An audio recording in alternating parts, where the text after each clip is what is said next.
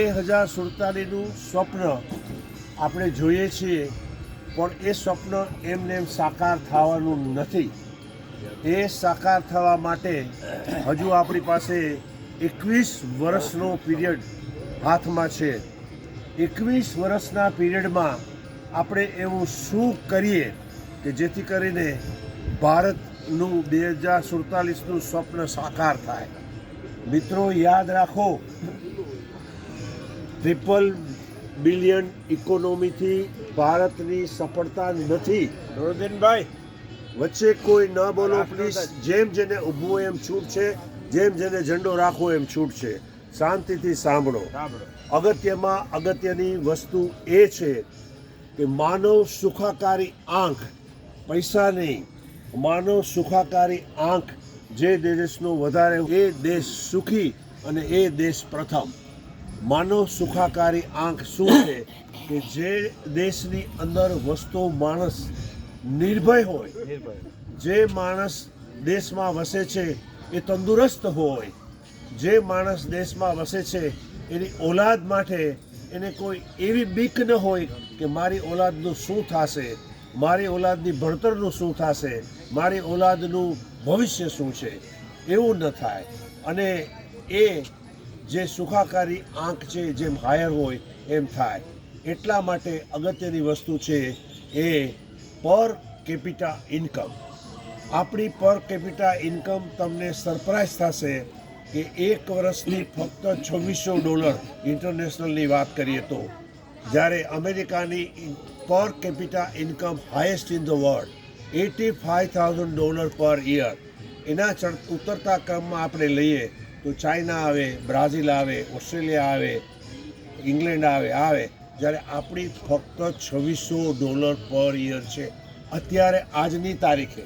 તો વિચાર કરો, આપણે ભારતનું સ્વપ્ન 2047નું જોવા માટે કેટલો બધો પ્રયત્ન કરવાનો છે જો આપણે એ આંખ સુધી પહોંચી શકશું. એ માટે એનું એક સૂત્ર આજે દુનિયાભરમાં આપવામાં આવે છે ઇન્ડિયાને, અને આપણા તરફથી પણ હું આપું છું કે ઉપભોક્તા ન બનો, ઉત્પાદક બનો. ચીનની સ્વતંત્રતા અને આપણી સ્વતંત્રતામાં બહુ ઝાઝા વર્ષનો ફરક નથી, પણ એ લોકો ઉત્પાદક બન્યા અને દુનિયાને માલ વેચ્યો. એને આપણે ઉપભોક્તા બન્યા અને દુનિયાનો માલ આપણે ખાધો, આપણે લીધો. ઉપભોક્તા ન બનો પણ ઉત્પાદક બનો. એને માટે આપણી ગવર્મેન્ટની બધી જે સ્કીમો છે, એમએસએમઈ સ્કીમ છે, આ સ્કીમ છે, તે સ્કીમ છે, એટલી બધી પ્રાઇવેટ સ્કીમ છે કે અત્યારના જમાનામાં આપણો દેશ 3જા નંબરે છે કે જ્યારે રોકેટ ઉડાડવા માટે પણ પ્રાઇવેટ કંપનીને આપણે ચાન્સ આપ્યો છે.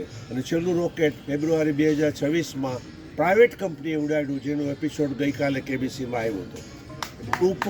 ઉત્પાદક બનો, નહીં પણ ઉપભોક્તા બનો. એના માટે સેલ્ફ સ્ટાર્ટર ને આને તેને ઘણી બધી સરકારે સ્કીમો બહાર પાડી છે. પણ દુઃખની વાત એ છે, હવે આપણો રોલ શું છે? દુઃખની વાત એ છે કે જેટલી સ્કીમો બહાર પાડી છે એટલી સ્કીમોમાં ભ્રષ્ટાચારનું બોરિંગ એવું છે કે દેશ ગમે તેટલી પ્રગતિ કરે એને એ ઓલી આપણી જે હોય છે ને, ખાઈ જાય, શું કહેવાય, ઉદય જેવું કામ કરે છે. હવે એ ઉદયને મારવું, પેસ્ટિસાઇડ આવે જ છે, એ બધાય આપણે છીએ પેસ્ટિસાઇડ, ઝેડ પેસ્ટિસાઇડ. એ ઉદયને મારવા માટે આપણું કામ છે. ભ્રષ્ટાચારને જડ મૂળથી નાબૂદ કરવામાં આવે તો જ આપણે ઉત્પાદક બની શકીએ, નહીતર ભ્રષ્ટાચાર જ આપણને ઉપભોક્તા બનાવી દેશે અને આપણું 2047નું સ્વપ્ન સાકાર નહીં થઈ શકે. આપણી આ લેવલે ફરજ શું? આપણે મોટું કારખાનું ચાલુ કરવા જવાના નથી, આપણે રોકેટ ઉડાડવા જવાના નથી, પણ આપણે સિમ્પલી કચરો ઉપાડી જવાની ફરિયાદ ન કરીએ. પણ એ કચરો ક્યાંથી આવ્યો એ તો વિચાર કરો. આપણો જ નાખેલો કચરો છે. આપણે ક્યાંય કચરો નાખીએ જ નહીં. કન્ટેનર આવે છે રોજ લેવા, એમાં તમે કચરો નાખો તો કચરો ઉપાડવાની ફરિયાદ જ ક્યાં આવે? જ્યાં ત્યાં થૂકવું નહીં, જ્યાં ત્યાં અપશબ્દો બોલવા નહીં, વડીલોને માન આપવાનું, નાના બાળકોને માન આપવાનું, દુઃખીઓને દુઃખ દૂર કરવા માટેનો પ્રયત્ન કરવાનો. જેની પાસે કોઈ એવી સગવડ નથી એને સગવડ પૂરી કરો. બહુ આપણે તો નસીબદાર છીએ 40+ આપણા દરેક એકબીજાને મદદ કરવાની કેટલી બધી ભાવના છે. એક ફોન અને એક મેસેજ બાપુનો આવે કે અહીંયા પહોંચવાનું છે તો 5 મિનિટમાં તો 10 જણા પહોંચી ગયા હોય. એવી ભાવના આખા કન્ટ્રીમાં જો ઉત્પન્ન થાય, એકબીજાને સહકાર આપવાની ભાવના, તો આપણો દેશ પણ ઉત્પાદક બની શકે. ભ્રષ્ટાચારનો ભોરિંગ છે એટલો છે. આધી રોટી ખાએંગે દેશ, આ સૂત્ર આજે જરૂરી નથી. એ જરૂરી હતું જ્યારે ભ્રષ્ટાચારનું પ્રમાણ ઘણું બધું ઓછું. આજ आधी रोटी नहीं पूरी रोटी खाएंगे, लेकिन भ्रष्टाचारी जो करोड़ों रोटी खाएंगे जो खाते हैं उसको मिटा देंगे. भ्रष्टाचारी जो करोड़ों रोटी खाते हैं आधी नहीं उसको मिटा देंगे. हम तो पूरी रोटी खाएंगे, जैसे पूरी रोटी खा के पूरा काम कर सके. आधी रोटी खाएंगे तो कैसे काम करेगा भाई, हमको एनर्जी चाहिए. पूरी रोटी खाएंगे लेकिन करोड़ों रोटी खाएंगे उसको जमीन पे मिटा देंगे. ये सूत्र होવું જોઈએ. જ્યાં ભ્રષ્ટાચાર થાય એની ફરિયાદ કરો, જ્યાં ભ્રષ્ટાચાર થાય એની ફરિયાદ કરો. આપણી ફાઇલ જલ્દી ક્લિયર કરવા માટે સાહેબ બોલો ને, જે વ્યવહાર થશે એટલે આપણી દેશું. ભ્રષ્ટાચાર કેને કરવાનું આવી પ્લીઝ સાંભળો, પ્રશ્નોત્તરીની મનાઈ છે, પ્લીઝ સાંભળો. કોઈ સવાલ ના કરો, સવાલ ના કરો. મારી લિંક તૂટી જાય. આપણી ફાઇલ ક્લિયર કરવા માટે જલ્દી કરો એવી કોઈ જરૂરત નથી. જેમ થતું એમ થાય, એક માણસને મળો, ન થાય તો એના ઉપરી અધિકારીને મળો, ન થાય તો એના તીસરા અધિકારીને મળો, ન થાય તો એના ચોથા અધિકારીને મળો.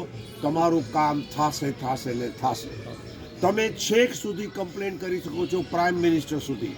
તમે તમારો ઇકોનોમિકલ પ્રોબ્લેમ હોય તો તમે રિઝર્વ બેંક સુધી પ્રયત્ન કરી શકો છો. પણ તકલીફ ત્યાં છે કે આપણે એ બધું કરવા માટે ટૂંકા પડીએ છીએ. અરે ભાઈ, ટૂંકા નથી પડતા. તમે ટૂંકા છો, પણ જે ઊંચા છે ને એનો સહકાર લ્યો. તમે એને વાત કરો કે મારું આ કામ નથી થતું, સક્ષમ માણસ હોય ને તો તમારું કામ થશે.